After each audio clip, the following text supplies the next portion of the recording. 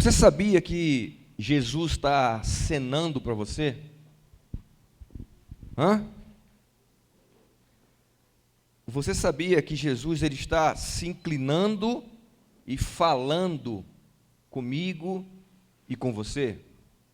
Às vezes a gente passa despercebido essa verdade absoluta. Eu queria compartilhar isso com você nessa noite. Amém? Abrindo sua Bíblia lá no Antigo Testamento, no em Oséias, capítulo 11, a gente quer fazer uma pequena, reflexão a respeito de uma promessa e de uma verdade que precisamos, em nome de Jesus, resgatar o mais rápido possível. Jesus está se inclinando e chamando a nossa atenção. Qual é a resposta que temos dado? Oséias capítulo 11. Tem como colocar aí? Versículo 1. Vamos ler juntos, por favor. Quando Israel era menino, eu o amei, e do Egito chamei a meu filho. Mas como os chamavam assim, se iam da sua face. Sacrificavam balaíns e queimavam incenso e as imagens de escultura. Todavia eu ensinei a andar a Efraim, tomando-os pelos braços, mas não entenderam que eu os curava.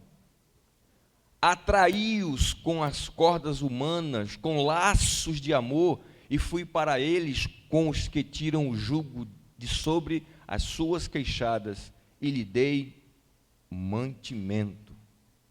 Versículo de número 5. Não voltará para a terra do Egito, mas a Síria será seu rei, porque recusaram converter-se. Só até aí. Sabe o que isso tem a ver conosco? Os profetas lá do passado, como Oséias, apontaram para Jesus, e esse texto que a gente acabou de ler, ele é como uma explicação da dor, do choro e da tristeza que Jesus sente quando ele acena para nós e nós o desprezamos. E nós o rejeitamos. Quando Israel era menino, eu o amei, e do Egito eu chamei o meu filho.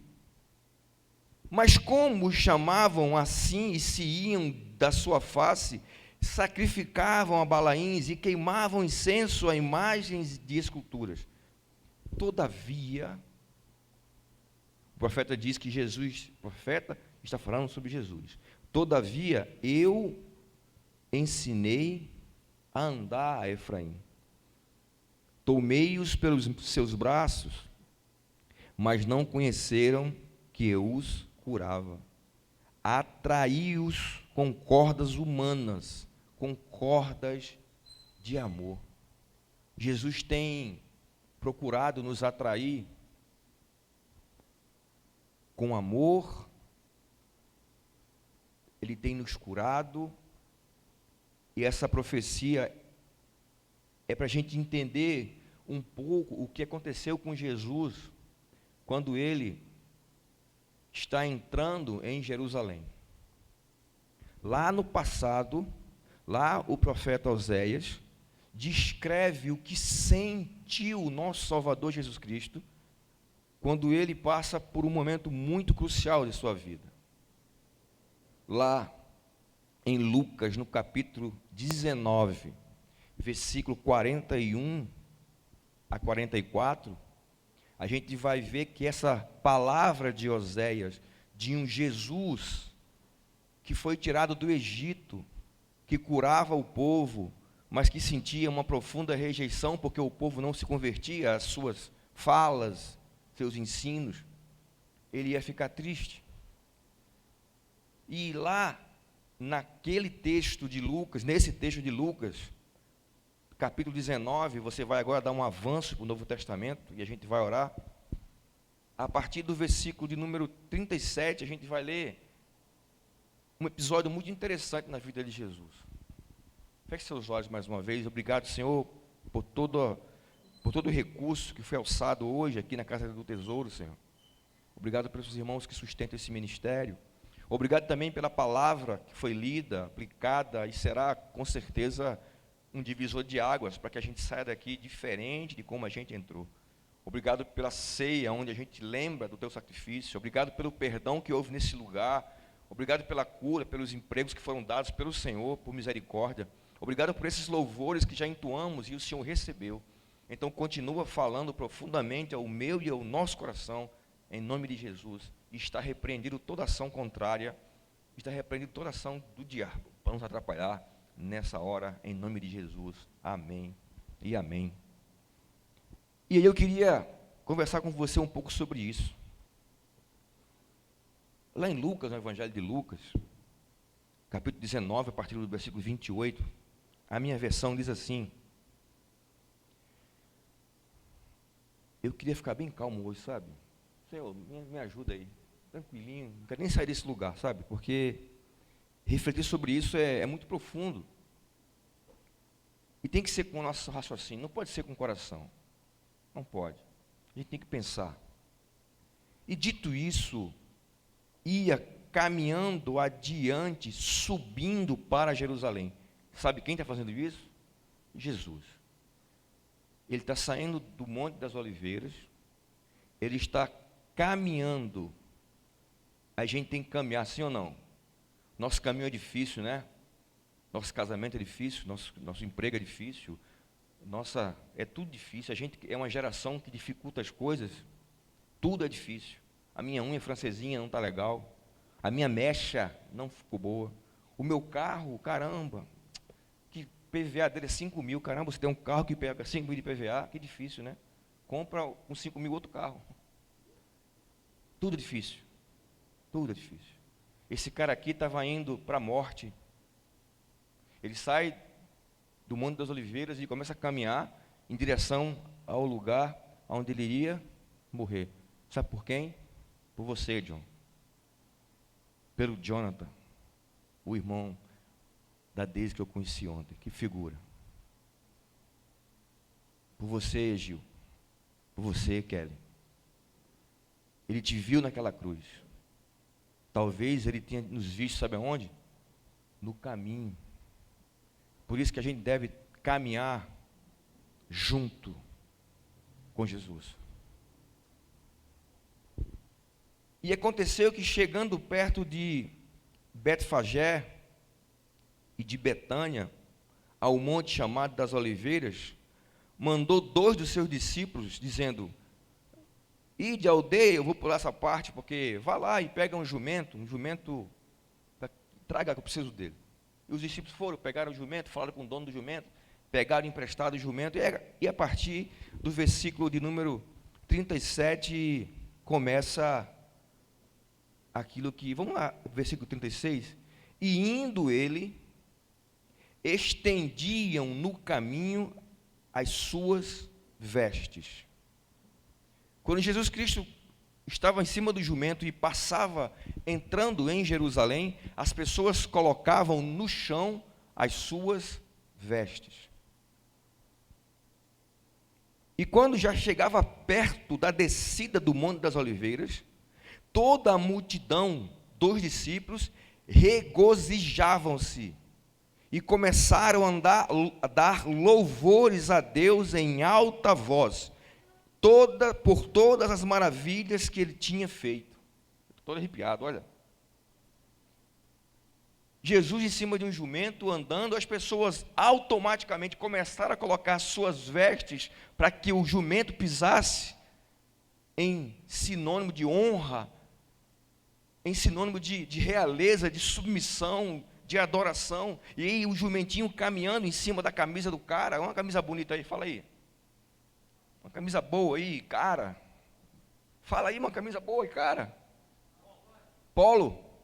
Polo. Como é que é? Lacoste? Tão fraquinho demais. Vou botar uma para vocês, cara. Essa que vocês falaram é barata. Armani. Bota caro, não pode ser camisa de menos de 5.000 euros, não. Armani, com fios, não sei de quê. Os caras tiravam essa camisa e botavam no chão para o jumento pisar. Sabe por quê? Porque eles queriam honrar a Jesus. E houve nesse episódio uma grande alegria. Olha só, regozijavam-se. Sabe o que é regozijar? É se alegrar de novo. É se alegrar tanto, se alegrar tanto, se alegrar tanto, que você, sabe o que você tem que fazer depois? Se alegrar de novo. É algo sob, é mais, é o dobro, é igual começar e recomeçar, né? Começar, recomeçar e começar de novo. A alegria era transbordante, e aí eles começaram a dar louvores a Deus. Mas não eram louvores como aqui na PIBNC, não. Glória a Deus, né? Os caras não são da nossa igreja. Os caras não são batistas, não. Esse cara aqui não era batista, não. Os caras davam louvores em alta voz. E eles diziam uma palavra interessante, ó.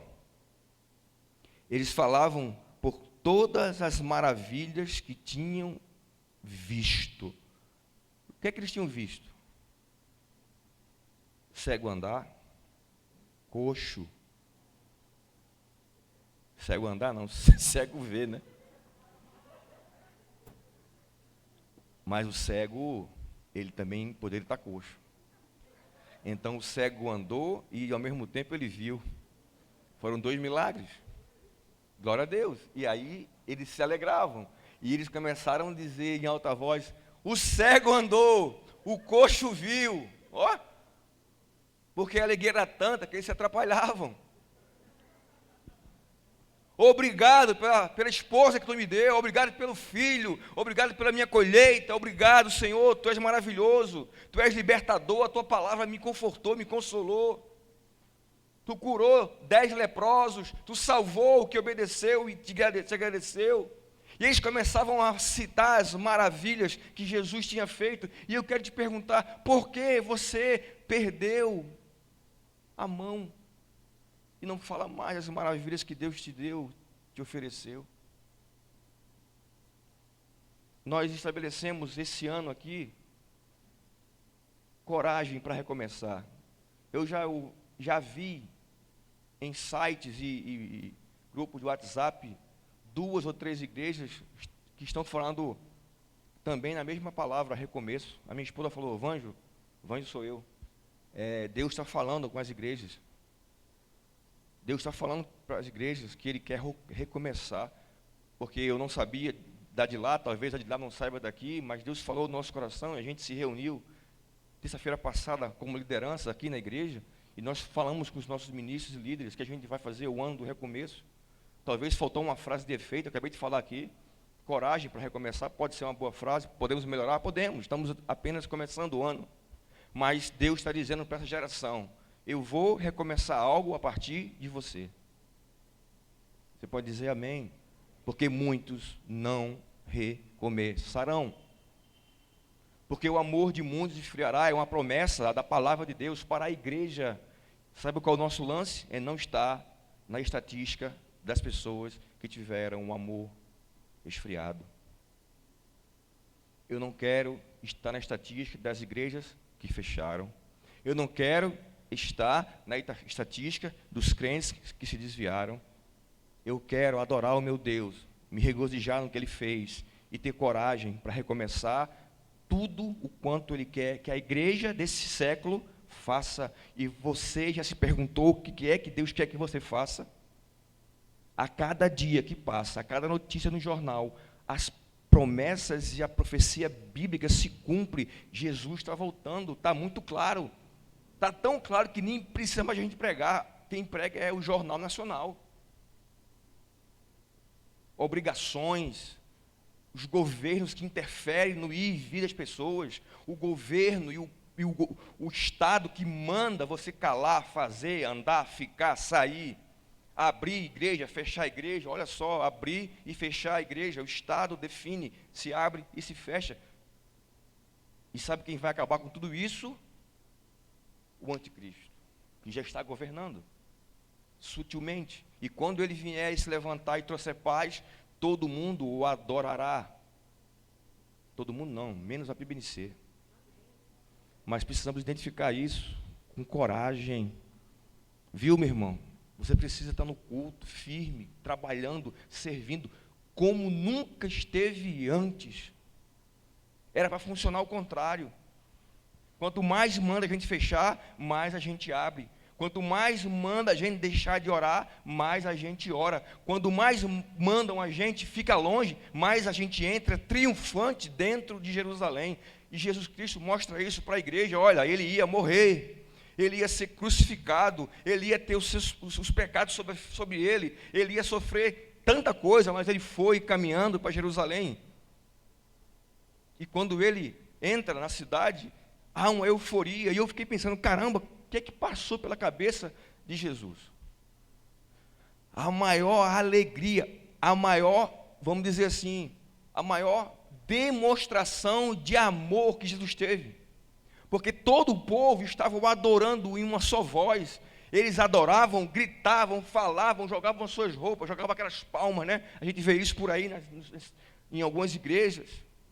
E disseram, e diziam uma palavra assim, ó: bendito é o rei que vem em nome do Senhor, paz no céu e glória nas alturas. Bendito é o que vem em nome do Senhor, bendito é o que vem em nome do Senhor. E apontavam para ele, e ele olhava, ele sorria. Eu imagino ele ouvindo isso de uma criança, de um ancião, de um casal, de uma pessoa sozinha, de um mendigo, talvez de um aleijado. Bendito é o que vem em nome do Senhor, bendito é Jesus que vem em nome de Deus. Ele é bendito porque a paz está em Israel, a paz acaba de entrar dentro dessa cidade, aleluia. Talvez se a gente fosse fazer isso, a metade da igreja, você não pode, tem que usar máscara. Não pode, pastor, ir para lá dizer bendito é o Deus maravilhoso que nos conduz nesse ano. Não pode, vamos fazer. Não, a gente precisa se posicionar. A gente precisa avançar e pregar a palavra de Deus. E talvez você sinta o que ele sentiu, porque olha que alegria. Olha que alegria. Porque ele pregou que ele era paz. Lucas, no capítulo de número 2,14, rapidinho, por favor. Eu vou ler aqui, talvez pode adiantar. Lucas 2,14 diz assim, ó. Conseguiu? Glória a Deus nas alturas, paz na terra, boa vontade para com os homens. Lá em Lucas apontava que ele era a paz. Ele vem, ministra, só pancada, só rejeição, minoria atrás dele, a maioria querem caçá-lo, e ele fala, de repente parece que tudo que se converge, eles entenderam, e agora toda a cidade começa a dizer, bendito é o que vem em nome do Senhor, ele é a paz. E Jesus, caramba, uau, a turma me ouviu, a turma ouviu o louvor, John, uau, Camila, o pessoal veio para a EBD, Camila, a igreja está cheia, pregador, você prega e a multidão está ouvindo, e há muitas conversões, que alegria, é isso que ele sentiu, está acontecendo, porque o povo está ovacionando ele. E disseram-lhe dentre a multidão alguns dos fariseus, mestre, repreende os teus discípulos. Olha coisa ruim perturbando. PIBNC não pode fazer isso. Igreja do Rio de Janeiro de 2020, não façam isso. Não pode. Não pode. E respondeu ele dizendo, digo-vos que se estes calarem, aleluia, as próprias pedras clamarão. Se você se calar, não se preocupe, aquela caixa vai falar. Aquela caixa. Você se calou? Esse objeto aqui fala. Está com covardia? Vai para casa, vai se esconder. As pedras vão clamar que ele é o bendito que vem em nome do Senhor. Olha que palavra, isso aqui é a palavra de Deus, não foi eu que inventei não. Ele falou para os caras assim, ei, não posso parar esse movimento, essas são as boas novas, se eles calarem, as pedras clamarão. Mas aí aconteceu um negócio interessante, Jesus Cristo chamando nossa atenção, a alegria e regozijo por aqueles que o aceitavam. Versículo 41. E quando ia chegando, vendo a cidade, chorou sobre ela. Uau! Como é que pode isso? Está aqui caminhando, dizendo, caramba, obrigado, Pai, porque agora eles entenderam, agora vamos lá, agora o negócio vai para frente. Caramba, bendito que vem o nome do Senhor, glórias a Deus nas alturas. Nota que eles estavam chamando ele de Deus. Glórias a Deus nas alturas, e olhando para Jesus, ele falou, caramba, eles entenderam que eu sou Deus Emanuel. Eles entenderam que eu sou o Deus vivo, que desci dos céus e me fiz carne e habitei entre eles. Eles estão entendendo. Mas aí, quando ele olha para Jerusalém, a palavra de Deus diz assim, quando ia chegando, vendo a cidade, ele chorou sobre ela. Esse choro é aquilo que eu li para vocês, que está lá em Oséias. Eu os amei, eu os trouxe com laços de amor, eu os atraí, e eles me rejeitaram. Eles não se converteram. Talvez esse seja o choro da igreja hoje. Talvez nós estejamos vivendo esse momento onde a igreja existe, ela prega. Talvez um líder de uma igreja, de um ministério, possa olhar o seu povo e dizer, caramba, muitos estão entendendo, vibrando, sabe, entendendo qual o seu objetivo, o seu destino, sua identidade, e outros estão se afastando, outros estão sucumbindo com as suas próprias ideias, outros estão se acostumando com deleite, acenando para a preguiça, para o descompromisso. Hoje é um tempo de não ter como forçar ninguém a ter compromisso, porque a gente não pode. As pessoas têm uma resposta universal para ser descompromissadas, né? Eu não posso. Não, perigoso. E eu fiquei pensando nesse texto, e Jesus Cristo, filho, eu já passei por isso.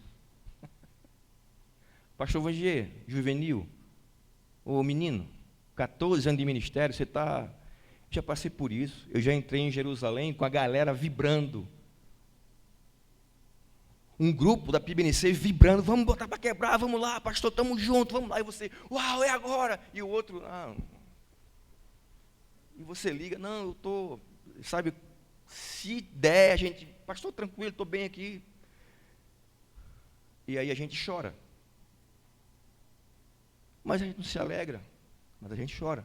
A gente olha para um lado e vê a alegria do povo adorando e jogando suas vestes. E ao mesmo tempo olha para o outro lado e vê a apostasia, e a tristeza e o esfriamento.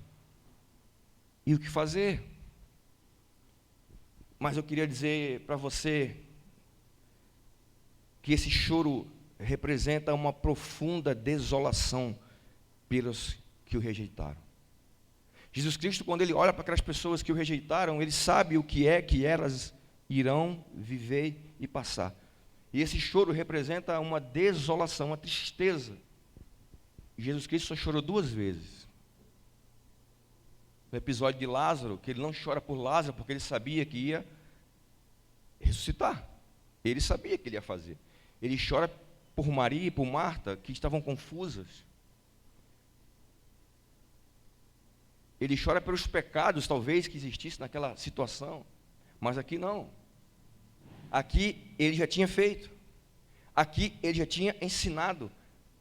Aqui se cumpriu a profecia, e eu os ensinei, eu os amei, eu os atraí, eu os chamei, eu os atraí com laços de amor, mas eles não quiseram. Ele já fala isso, né? Lucas 13, 34. Lucas 13, 34, tem aí? Ele diz assim, no Lucas 13, versículo 34, Jerusalém, Jerusalém, que mata os profetas, aí apedreja os que são enviados. Quantas vezes eu quis ajuntar os teus filhos, como uma galinha ajunta os seus pintinhos debaixo das asas, e o que no final? E não quiseste. Eu quero te perguntar nessa noite, qual é a sua posição quando Jesus acena para você e fala assim, eu estou aqui, eu quero te atrair. Como o irmão John falou aqui, profeticamente, ei, não olha para isso, olha para mim. Não olha para isso, não olhe para coisas temporais. Olhe para mim, que sou eterno, eu sou atemporal.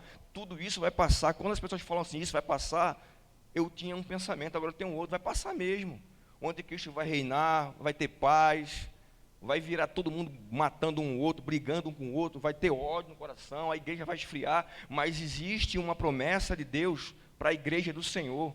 Olhe para mim, fite os seus olhos no monte, porque é de lá que vai vir o seu socorro.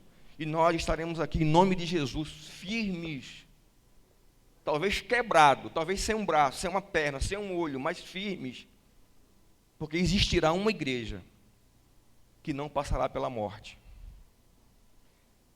Eu não sei se vai ser a nossa, eu não sei. Existe uma igreja que não terão pessoas ressurretas, não serão ressuscitadas dos mortos, elas estarão aqui, vivendo, e quando a trombeta tocar, elas voarão ao encontro de Jesus, aleluia. Mas sabe quem são esses? Não são os que Jesus chorou, esses são aqueles que ele se regozijou. Esses são os verdadeiros adoradores que estão colocando suas camisas da Armani para um jumento pisar. É esses que não estão dando valor a eles, mas estão dizendo, bendito é o que veio em nome do Senhor. O choro de Jesus, que traz profunda desolação por todos aqueles que o rejeitou. Como eu disse, foi avisado pelo profeta Oséias. Ele já tinha falado sobre isso, como acabei de ler, em Lucas capítulo 13, versículo 34, citando Jerusalém, que mata os seus profetas. Mais uma vez, eu quero te perguntar, pastor, você é muito teólogo, você é inteligente, você é estudioso, está fazendo faculdade de teologia, que legal. Vai dizer, pastor, isso aqui é um sermão sobre Jerusalém. E eu sei que é. Inclusive, ele falou para Jerusalém uma coisa. Olha o que ele disse para Jerusalém. E aí eu quero que você preste bem atenção, porque Jesus, ele é o mesmo. Ele não mudou. O princípio de Jesus não muda. Ele está tratando Jerusalém como trata a mim e a você da mesma forma. Olha o que ele disse para Jerusalém, depois que ele se alegra com os adoradores. Depois que ele participa celebrantemente, regozijando-se também na entrada triunfal em Jerusalém. É esse o título desse texto em algumas Bíblias, a entrada triunfal de Jesus em Jerusalém. Talvez o ápice da aceitação do seu ministério, do reconhecimento. Ele passa por esse momento de alegria e depois ele se entristece, como eu e como você. E aí ele fala assim, versículo 32, do capítulo de número 19. Preste bem atenção. Se tu conhecesses também, ao menos nesse dia, o que a tua paz pertence. Eu queria ver Jesus assim, sabe? Botando a mão no olho, enxugando a sua lágrima, e dizendo, parafraseando, se vocês soubessem quem está aqui nesse jumento. Se vocês entendessem que toda a amargura do coração de vocês pode ser suprida pela minha paz. Se vocês soubessem que o rei que está aqui pode te ajudar a ser também um rei, se libertando da escravidão. Talvez com a mão no olho ele tenha falado e continuado, mas agora vocês têm isso encoberto nos seus olhos. E aí lá vem uma palavra para o futuro, porque dias virão sobre ti, em que os teus inimigos te cercarão de trincheiras, e te sitiarão, e te estreitarão de todas as bandas, e te derribarão a ti e aos teus filhos. Sabe por quê? Desculpe, continuando. Não deixando em ti pedra sobre pedra, pois não conhecesse o tempo da minha visitação. Sabe o que eu quero compartilhar com você, meu irmão? Responsabilidade. Jesus está acenando para você. Está se alegrando com a parcela do seu povo que o adora.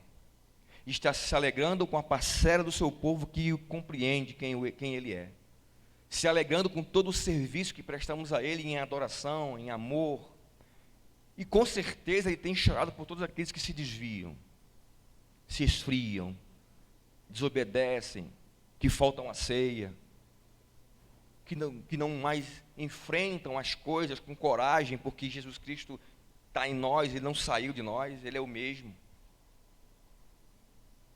Mas Ele também disse e entende que essa decisão somos nós que temos que tomar. E essa é a maior prova de amor que Jesus tem pelo ser humano, o livre-arbítrio. Ele está dizendo, olha, eu estou triste, eu estou chorando, não pela cruz, porque vocês me rejeitaram, porque vocês não estão dando crédito à minha pregação, porque vocês não estão entendendo quem sou eu estou triste, porque o resultado disso é, vocês serão destruídos, o inimigo cercarão vocês e te espremerão, eles derribarão você e os seus filhos. Essa palavra é para mim e para você nos dias de hoje, filho. Jerusalém, no ano 70, o general Tito entra em Jerusalém e destrói tudo. Cumpriu ou não cumpriu? Esse povo vem sofrendo até hoje, 2020 anos de pancada. O judaísmo não conhece Jesus como Cristo. Ele é um profeta, mas ainda virá Jesus. Eles ainda têm o entendimento que Jesus Cristo não veio, ele não é esse cara que subiu em um jumento e entrou naquela cidade, não é. E por conta disso, essa palavra vai estar sempre no norte daquele país, muda governo, entra ministro, sai ministro, muda tudo e está lá. Vocês serão também alvo dos seus inimigos, não terão paz. Virão dias e dias e dias e anos sobre vocês, onde serão estreitados, e estreita aqui, estreita acolá, e conquista um território e perde outro, e briga, e as fronteiras aumentam e diminuem. E do ano 70 para cá, nada mudou, e essa palavra ecoa no coração daquelas pessoas. Então eu quero te dizer que Jesus Cristo, Ele cumpre o que Ele fala. Sim ou não? Ele está te convidando a receber o aceno, e nesses dias de hoje, agora ele não fala mais com o povo judaico, ele está falando com a igreja. Ouça o que Jesus Cristo diz à igreja e obedeçam, para que ele não libere uma palavra sobre vocês, que é a verdade. Ele disse que o amor esfriará, o que nos cabe é, Senhor, o amor esfriará, vírgula, não o meu, mas isso é uma verdade absoluta. Nós temos 50% de chance de ter o amor esfriado. E é interessante que as pessoas têm mais medo do vírus do que do amor esfriar. Eu não sei qual o pior, gente. Quem pensa que é o vírus tem que se converter. Porque do vírus, Jesus cura. Do vírus, Ele ressuscita. Do vírus, Ele decide levar para a glória. Mas do amor esfriará, só nos resta uma coisa: nos abraçarmos com Satanás. E você sentir nas suas costas aquelas garras frias e nojentas de um abraço apertado e dizendo, que bom que você está aqui. Então nessa noite eu queria que você fosse encorajado a recomeçar a sua vida. Recomeçar a sua vida a partir da ótica da sua fé, do seu compromisso com o Senhor. A resposta de Jesus àquele povo, como eu acabei de ler em Lucas 13, é: eu sou a paz. Eu sou a paz. E mais uma vez eu tenho tentado gritar e falar para vocês. É mais uma chance que eu dou, é mais um aceno, mas o que vocês dirão ao meu respeito? E fica agora a nossa pergunta. Vocês são livres. Livres. Livres para cantar. Livres para adorar. Livres para ler. Livres para estudar. Livres para rejeitar. Livres para negligenciar. livres para ter o compromisso diminuído e nada a fazer, livres. Eu quero te perguntar em nome de Jesus, a gente quer para nós hoje, nesse ano de 2021, a destruição de Jerusalém? A gente quer ser sitiado pelo medo, pela opressão, ou a gente quer estar se regozijando, olhando para o que vem em nome do Senhor? Se regozijando com aquele cara que sabia que ia para a cruz, mas não deixou de se alegrar com todos aqueles que ele tinha alcançado com a sua mensagem. Eu termino essa reflexão com o seguinte pensamento: você quer recomeçar e viver, ou você quer um tempo de destruição e choro para a sua vida? Simples. Eu quero recomeçar e viver, ou eu quero um tempo de destruição para a minha vida, com tudo estreitando? Porque virão dias sobre ti, em que os teus inimigos te cercarão de trincheiras, e sitiarão a ti e estreitarão de todas as bandas, derribarão a ti os teus filhos, só porque vocês não me conheceram, só porque vocês não experimentaram o tempo da minha visitação. O choro, quando tudo nele regozijava, mostrou que ele não se soberbece com aplausos, mas ele não deixa de ver a necessidade daqueles que têm. Meu irmão, minha irmã, PIBNC, que a gente possa recomeçar os nossos ministérios, que a gente possa recomeçar a nossa igreja, que a gente possa recomeçar a nossa vida financeira, que a gente possa recomeçar o nosso casamento, a nossa relação com nossos filhos, com nossas esposas e vice-versa. Que a gente possa recomeçar com calma, olhando para Jesus e entendendo que nós somos suscetíveis a tudo isso que está aqui. E talvez nós sejamos a geração que iremos fazer a diferença. Mas entenda que a mesma geração que fará a diferença e subirá voando para o encontro de Jesus nos ares, é a mesma geração que estará sucumbindo com seu amor frio, seu discurso hipócrita e falso, sua superficialidade, sua avareza, seu egoísmo. São as mesmas pessoas. Elas estão na mesma igreja, elas estão na mesma família, elas estão no mesmo lar, porque ele disse: vocês serão derribados, vocês e os seus filhos. Meu irmão, abra o olho, porque você é o sacerdote da sua casa. Você pode ser o sacerdote que vai levar a sua descendência à ruína, ou você pode ser o sacerdote que vai criar uma geração de crianças que adoram ao Senhor, que enfrentarão tudo e todos na hora e no grande dia. Já pensou nisso?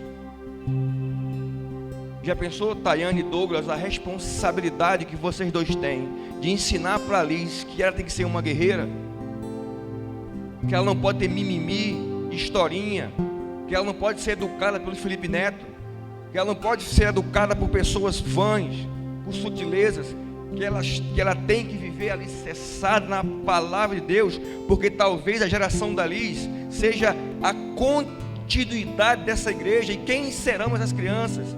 Crianças que o diabo bate o pé e corre para casa, crianças que não querem saber de nada, e trocam qualquer coisa, qualquer aceno do inimigo pela presença de Deus. Ou nós estaremos aqui gerando filhos e netos que dirão assim: pode vir besta fera, Satanás, 666, o que vier, eu não negarei ao meu Cristo, porque o meu Redentor vive, e bendito é o que vem em nome do Senhor.